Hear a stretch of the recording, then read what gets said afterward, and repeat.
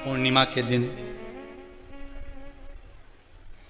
चावल का एक आखा दाना जानते हो, पूरा खंडित चावल नहीं, कितना चावल, एक दाना चावल का शंकर भगवान के शिवलिंग पर समर्पित करिए।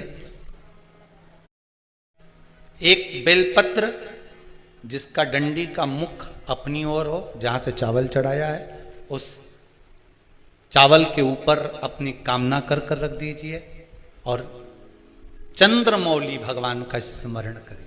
कौन से भगवान? शंकर भगवान का सर्वश्रेष्ठ सुंदर नाम है चंद्रमौली।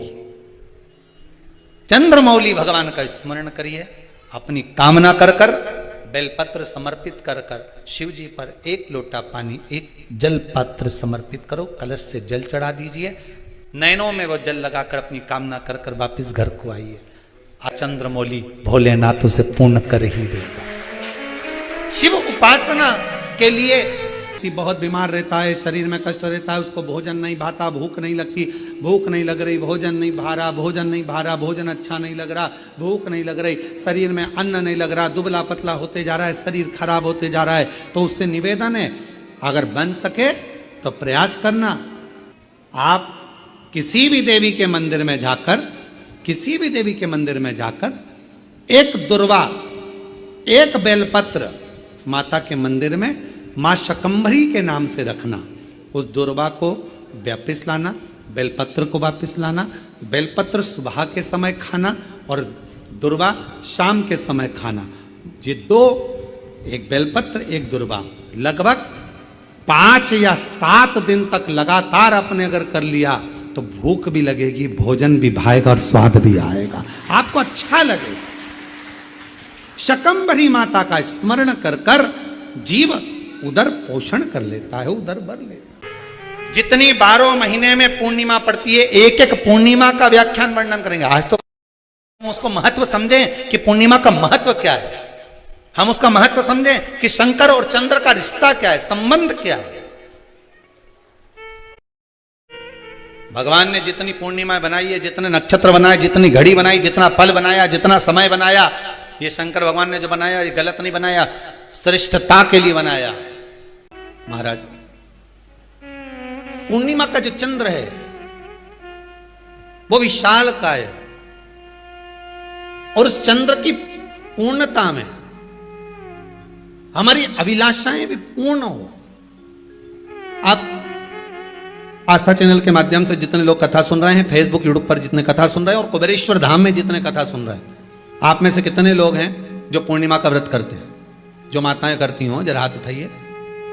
पूर्णिमा का व्रत जो करते हो ना आप लोग, रखिए हाथ। अब पूर्णिमा के व्रत में आपने कई बार किताब पढ़ी होगी पूर्णिमा की, या आपने व्रत किया होगा, या पूर्णिमा का व्रत आप धारण करे होगे, तो उसमें पूजन कौन से भगवान की होती है?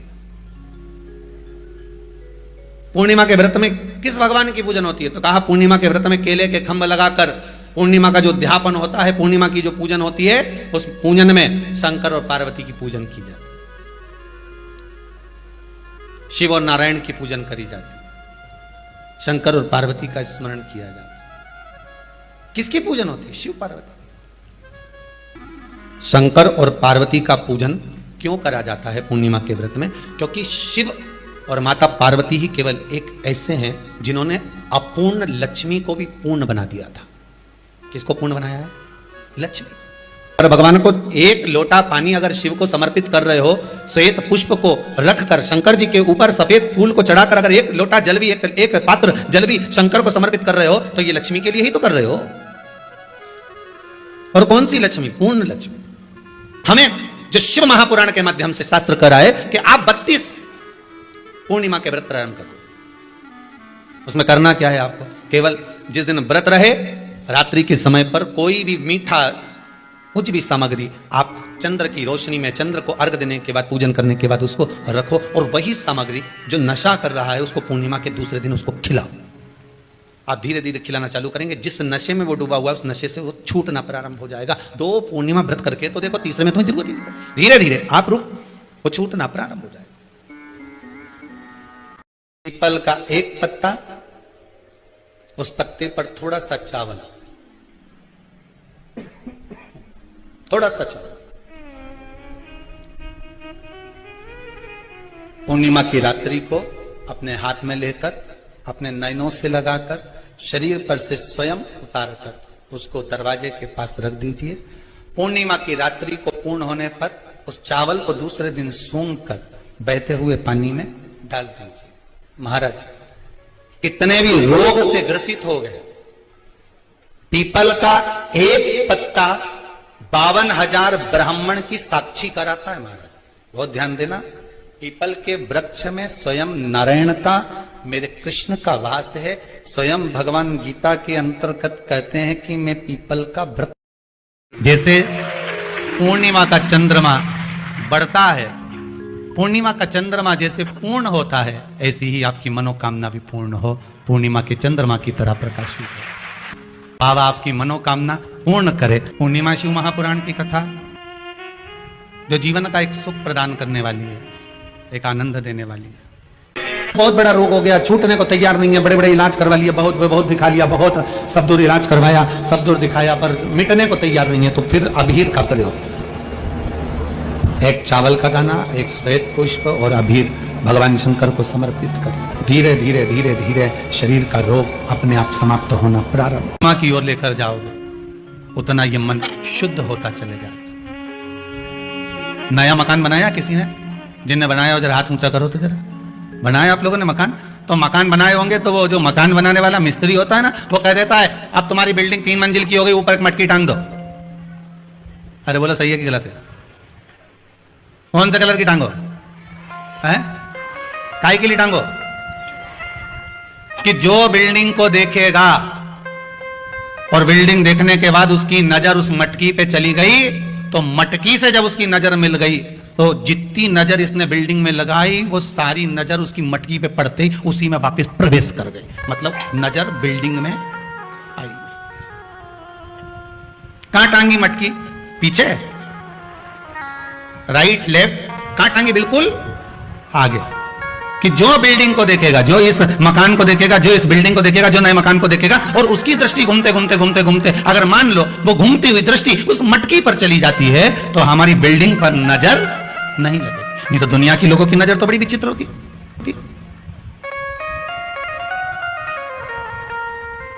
कौन से कलर की टांगी? काले कलर। पुराण भी यही कहती है कि भगवान के मंदिर क्यों जाते हैं, किस लिए जाते हैं, और एक ही देवता है जिसके माथे पे मटकी बंधी रहती है। अरे बोलो तो जम के, कौन सा?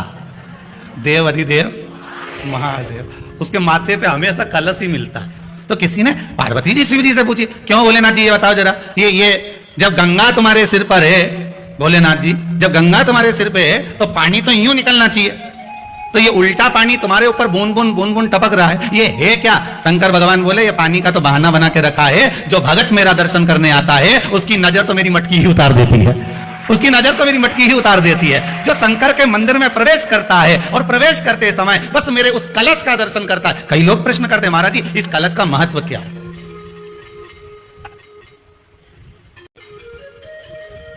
3 टेकी पे टिका रहता है, ब्रह्मा विष्णु महेश, उसके ऊपर कलश, उसमें एक छेद, उसमें से एक एक बूंद पानी नीचे गिरे, अर्थात ब्रह्मा विष्णु महेश एक एक बूंद पानी गिर रहा है, मतलब ये तीनों एक है।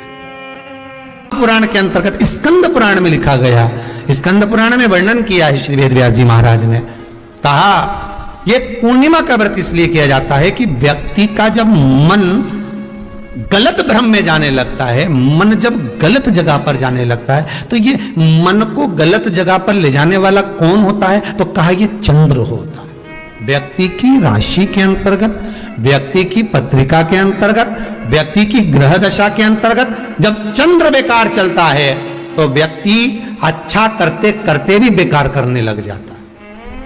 1 महीने की पूर्णिमा को जिसके घर में दूध की सामग्री बनती हो, दूध की सामग्री तैयार होती हो, खीर प्रसाद तैयार होता हो, उसके घर में कभी क्लेश नहीं हो सकता। अब भगवान विष्णु में कितनी विनम्रता थी वो देख लीजिए। शंकर भगवान के गणों से भगवान विष्णु हार गए और दक्ष प्रजापति कह रहे हैं तुम्हें थोड़ी बुद्धि विवेक आना चाहिए, नारायण सोचो, तुम शंकर से नहीं उनके गणों से हार गए। आग लगाने वाले ढेर मिलेंगे, कहाँ चक्कर में पड़े हो, क्यों झुक रहे हो उसके आगे, चलो और काम पड़ा है दूसरी जगह करेंगे, दूसरी जगह ये कर लेंगे, और अपने को कह रहा है ये नहीं तो दूसरा सही, दूसरा नहीं तो तीसरा सही। दुनिया के लोग आग लगाएंगे, तुम्हें भटकाएंगे, मार्ग से विभाजित करेंगे, पर बुद्धि तुम्हें चाहिए, भगवान विष्णु जैसी विनम्रता तुम्हें चाहिए। भगवान विष्णु ने कहा नहीं, आप कह रहे हो कि गणों से हार गया, उसके हारने का कोई कारण होगा, मैं क्यों हारा हूं उसका कोई कारण होगा। भगवान विष्णु उसी समय पर हारते से ही शंकर भगवान के पास पहुंच गए। भोलेनाथ जी मुझे यह बताओ कि मैं आपके गणों से क्यों हारा, तुम्हारे गणों से हारने का कारण क्या था। शंकर भगवान ने कहा एक कारण है नारायण, एक कारण। दधीचि ऋषि और राजा छुब इन दोनों की मित्रता थी, दोनों बहुत मित्र थे, दोनों में बहुत प्रेम था, एक क्षण के लिए नहीं रह पाते थे, दोनों इतने प्रेमी मित्र थे। फिर एक दिन राजा छुब और दधीचि ऋषि में बात बात में झगड़ा हो गया। जहां प्रेम होता है वहां झगड़ा होता ही होता है, जहां प्रेम होगा वहां झगड़ा होगा, दोनों में झगड़ा हो गया। फिर झगड़ा हुआ तो बीच में राजा छुब ने भगवान विष्णु को बुला लिया समझौता कराने के लिए। दो मित्रों में जब झगड़ा हो, लड़ाई हो, आपस में पति पत्नी का झगड़ा हो रहा हो, तो निवेदन है मायके वाले ससुराल वाले सावधान इंडिया, बिल्कुल ध्यान रखना। पति पत्नी में झगड़ा हो तो दूसरा कभी बीच में मत कूदो, क्योंकि ये दोनों कभी एक हो जाएंगे और तुम्हारा बुराई का ठीकरा माथे पे आ जाएगा। इनके बीच में बोलना ही नहीं, झगड़ लो, ये झगड़ेंगे लड़ेंगे फिर एक हो जाएंगे, इनसे नहीं बोल। विवाद किया तो राजा छुब ने भगवान विष्णु को बुलाया और भगवान विष्णु आए और आते से साथ दिया किसका, राजा छुब का। दधीचि ऋषि को क्रोध आ गया कि तुम दधीचि ऋषि को क्रोध आया, ए नारायण तुमने एक पक्ष की बात सुनी और दूसरे पक्ष की बात नहीं सुनी, मैं तुम्हें श्राप देता हूं, एक बार तुम भगवान शंकर के गणों से हारोगे, तुम्हें हार सहन करना पड़ेगी। बस भगवान विष्णु के शंकर के शब्द सुने तो भगवान विष्णु को लगा कि हमारी किस्मत में हार लिखी थी, मतलब हुई। तो फिर अब सोचना क्या, हार जीत जन्म मरण परण ये सब शंकर के हाथ है, कब किसको क्या देना है ये वो जानता, हमें क्या करना वो जाने, ये मर्जी उसकी। देव पूछ रहे हैं कि शिव जिस भरोसे के साथ, जिस विश्वास के साथ आप देव अधिदेव महादेव से प्रार्थना करते हो, विनय करते हो, निवेदन करते हो, बाबा उसको स्वीकार करता है, सुनता है। चंद्रदेव पूछ रहे हैं कि शिव सुनेगा कैसे, शंकर जी को कहने के लिए कहाँ जाया जाए।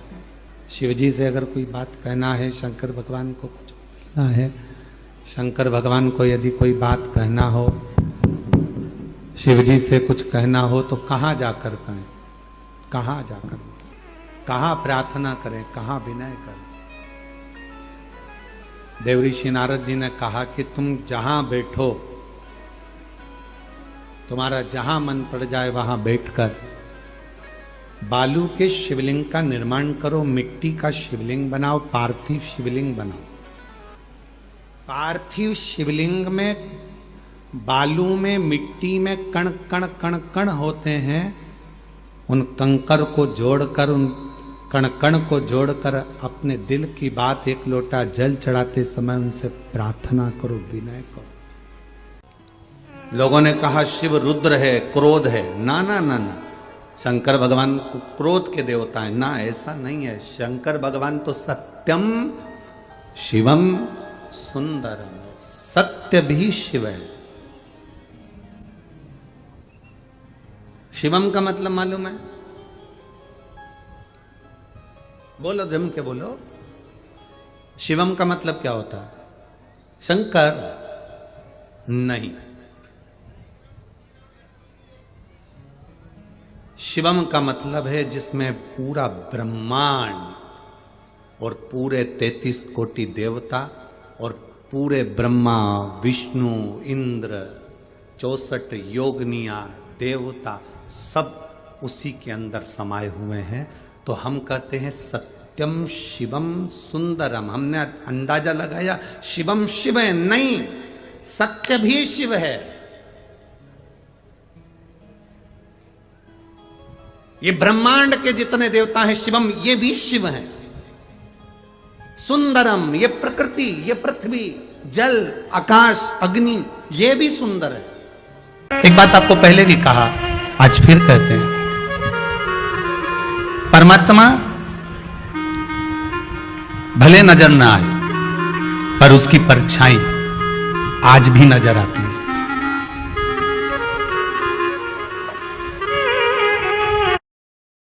और हम तो भगवान से यही प्रार्थना करते हैं, चंद्रमा की रात्रि में जो मेरे शंकर के मस्तक पर चंद्र होता है, इसलिए कथा को 2 दिन की रात्रि को ली है कि चंद्रमा को जैसे आपने मस्तक पर धारण करा है, मेरे शंकर जो इस रात्रि की कथा को सुन रहे हैं उनको भी उन्नति की सीढ़ी पर आगे बढ़ा देना। ये भी आने वाले समय में शिव महापुराण की कथा श्रवण करवाएं, जनमानस का कल्याण करवाएं, ऐसी कृपा कर देना भोलेनाथ, ऐसी करुणा कर देना। की आराधना चंद्रभागा नदी के तट पर करी है, बालू का शिवलिंग बनाकर, बालू रेत का शिवलिंग बना। बहुत ध्यान देना आप लोग, किसी भी नदी में स्नान करने जाओ, तीज त्योहार पर, अमावस्या, पूर्णिमा आदि जो भी उत्सव मनाने के लिए आप किसी नदी के घाट पर जाते हो, किसी तालाब के घाट पर जाते हो, किसी कुंड के, किसी सरोवर के घाट पर जाते हो, और यदि आप स्नान कर रहे हो किसी पवित्र नदी में, तो वहां की बालू रेत उठाकर शंकर भगवान के शिवलिंग बनाकर जो पूजन करता है, मात्र 5 बार उसी नदी का जल शंकर को समर्पित कर कर, भले दिया नहीं है, अगरबत्ती नहीं है, जल चढ़ाकर जो शिवलिंग को विसर्जन कर देता है, उसके पूर्वजों को पिंड की भी जरूरत नहीं पड़ती, वो तर जाता। उसके पूर्वजों को पिंड भाग की भी जरूरत नहीं पड़ती। उसके कि कुछ तिथियां भारत की भूमि पर ऐसी वर्णित है जिन तिथियों में भी गंगा का जल हम शिव को अगर एक बूंद भी समर्पित कर रहे हैं, गंगा का जल मात्र एक आधी चम्मच भी, आचमन जितना भी अगर हम शिव को समर्पित कर रहे हैं तो उसका सुख आनंदित है। जैसे पंचमी तिथि, नवमी तिथि, दशमी तिथि, एकादशी, प्रदोष, पूर्णिमा, अमावस्या, ये तिथियां हमारे यहाँ जो दी गई हैं, इन तिथियों में अगर हम गंगा का मात्र थोड़ा सा जल भी अगर जल के पात्र में डालकर गंगा जी का जल थोड़ा सा भी शिव के पास लेकर जा रहे हैं, तो ये एक भाव अपने भीतर होना चाहिए कि आप केवल गंगा का जल साधारण शिव मंदिर में समर्पित नहीं कर रहे हो। खाते हुए आपकी आंखों में अगर आराम न लगे तो फिर किसी शिव मंदिर में शंकर का शिवलिंग हो, जलाधारी हो, और वो जलाधारी का पानी, शिवलिंग की जो जलाधारी होती है वो थोड़ी मोटी होती है। बोलो बोलो, देखा है आप लोगों ने कि नहीं देखा? जिसपे ये शिवलिंग रखा रहता है, ये शिवलिंग जिस पे रखा है वो मोटा होता है कि नहीं? तो जलाधारी जो मोटी होती है ना चारों तरफ, तो शंकर पे चढ़ा हुआ जल इस जलाधारी में से जब यहाँ से बहकर आता है, उस स्थान पर अपनी हथेली का स्पर्श करिए और स्पर्श कर कर शंकर के मंदिर में ही नेत्रों को लगाने का प्रयास करिए। 22 से 25 दिन तक आंखों में लगाने का प्रयास करना। 30वें दिन हमको पत्र लिखकर भेजना कि आपकी आंख की रोशनी बढ़ना प्रारंभ हुई कि नहीं, आपका चश्मे का नंबर ठीक हुआ कि नहीं। नेत्रों पर इस स्थान का महत्व है। ये गणेश और कार्तिकेय का स्थान, बीच में अशोक सुंदरी का स्थान, शिवलिंग, शंकर के ऊपर जो जल गिरता है, शंकर जी की 5 लड़कियां, जया, विषहरा, सामरीवारी, दौतली, देव, जिस पर शिवलिंग रखा है ये पार्वती जी का हस्तकमल। और ये जो भाग है जहां से जल नीचे गिर रहा है, ये 33 कोटि देवी देवताओं की जो धर्म पत्नियां हैं उनका स्थान होता है जहां से ये जल नीचे की ओर आता है। उस स्थान पर अपनी हथेली का स्पर्श कर कर अपने नेत्रों पर लगाना प्रतिदिन प्रारंभ करो। 25 दिन के बाद बात करेंगे कि नेत्र की रोशनी बढ़ती है कि नहीं। एक लोटा जल चढ़ाने के लिए जाते हो, रखो। हो सकता है आपके शंकर जी के मंदिर में नंदी है, शिवजी हैं, पार्वती जी है, गणेश जी हैं, कार्तिकेय जी हैं, सब कुछ है। हो सकता है आपके शंकर जी के मंदिर में कछुआ नहीं हो, पर आप लोगों ने कहीं कहीं पुराने मंदिर अगर गए हो, जैसे त्र्यंबकेश्वर गए हो महाराज जी, त्र्यंबकेश्वर, घृष्णेश्वर, भीमा शंकर, आदि जितने भी शंकर के विशाल पुराने शिवालय हैं, आप वहां जाकर दर्शन करेंगे तो नंदी और नंदी के सम्मुख में कछुआ भगवान की ओर मुंह कर कर बैठा। कौन कौन ने दर्शन किया?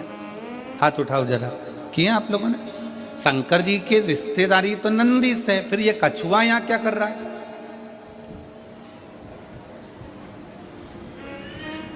शिव जी के मंदिर में कछुए का क्या काम आ गया? पत्थर का कछुआ बना रहता है, पाषाण का कछुआ बना रहता है, तो कईयों के मन में विचार आता है कि शंकर जी के मंदिर में तो नंदी होना चाहिए। शिव जी के मंदिर में सामने नंदी होता है तो कछुआ भी होता है, शंकर के मंदिर में कछुए का क्या काम है? ये कछुआ क्यों है? शंकर भगवान इस कछुए को अपने पास में क्यों रखे? शिव जी को तो नंदी रखना चाहिए, फिर कछुआ क्यों? कछुए को भगवान शंकर अपने पास इसलिए रखते हैं, जब कोई उसको तंग करता है तो वो अपने हाथ पैर मुख सबको समेट लेता है, सबको समेट लेता और अंदर समेट कर बैठ जाता है। जब तक उसको परेशान करने वाला नहीं चले जाता तब तक वो समेटा की समेटा बैठा रहता है, हिलता भी नहीं, डुलता भी नहीं। शिव कथा कहती है, भगवान शंकर के मंदिर का कछुआ कहता है, अगर संसार के लोग तुम्हें ताना देने लगे, अपशब्द कहने लगे, तुम्हें तंग करने लगे, तो अपनी इंद्रियों को समेट कर शंकर के चरणों में स्थिर होकर बैठ जाना, शंकर तुम्हारा कल्याण कर। स्थिर होकर बैठ जाओ।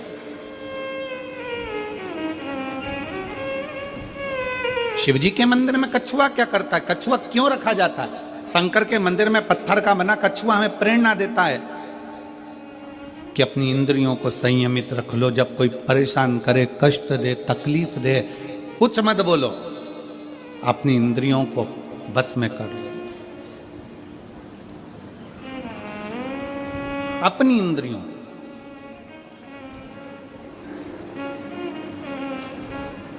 और जब वो इंद्रियां आपके बस में हो जाएगी तो फिर आप धीरे से चलना प्रारंभ करना, जैसे कछुआ चलना प्रारंभ करता है और अपने मंजिल तक पहुंच जाता है। कछुआ क्यों शंकर जी रखे? क्योंकि कछुए में एक और श्रेष्ठ बात है। कछुए की सबसे श्रेष्ठ बात यह है कि कछुए को उल्टा घुमा लो, सीधा घुमा लो, पटक कर, घुमा कर, कहीं पर भी, पहले कछुआ अगर इधर जा रहा है तो उसकी दिशा बदल दो, कहीं पर भी ले जाकर छोड़ दो, कछुआ थोड़ी देर के बाद में जिस दिशा में जाता था उस दिशा में वापिस चलने लगता है। कछुए का नियम है, वो अपनी दिशा नहीं छोड़ता। आपसे भी निवेदन भगवान शंकर की कथा करती है कि कछुए को चारों तरफ घुमाकर छोड़ दो, परंतु कछुआ जहां जा रहा था वहीं जाता है। इसलिए आप सबसे निवेदन है, बहुत सारे लोग आएंगे, तुम्हें भड़काएंगे, भ्रम डालेंगे, शंकर को जल मत चढ़ा, पानी मत पी, हमारे पास आ, हम वहाँ चलते हैं, वहाँ चलेंगे, वहाँ बैठेंगे, हमारा धर्म अपना ले, हमारी ओर चले जा। पर याद रखना, कछुआ चारों तरफ घूम लिया, आखिरी में वहीं गया जहां कछुआ जा रहा था। तुम्हें भी कोई भटका दे, भरमा दे, आखिरी में सनातन धर्म की ओर बढ़ ही जाना, आखिरी में शिव तत्व की ओर जरूर जाना, भगवान शंकर की शरणागति की ओर जरूर जाना। एक लोटा जल चढ़ाने के लिए शंकर के शिवालय में, मंदिर में जरूर पहुंचो, जरूर।